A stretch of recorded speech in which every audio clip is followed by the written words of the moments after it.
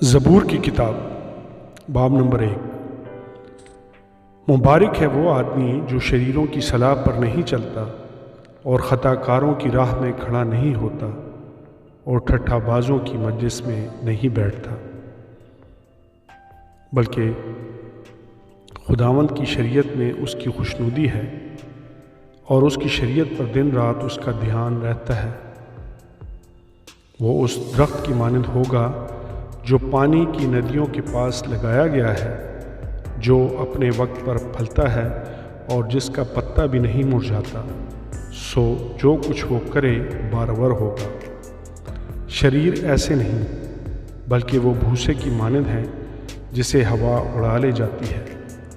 اس لیے شریر عدالت میں قائم نہ رہیں گے، نہ خطا کار صادقوں کی جماعت میں، کیونکہ خداوند صادقوں کی راہ جانتا ہے، پر شریروں کی راہ نابود ہو جائے گی۔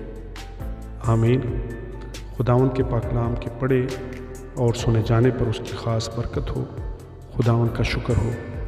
آمین۔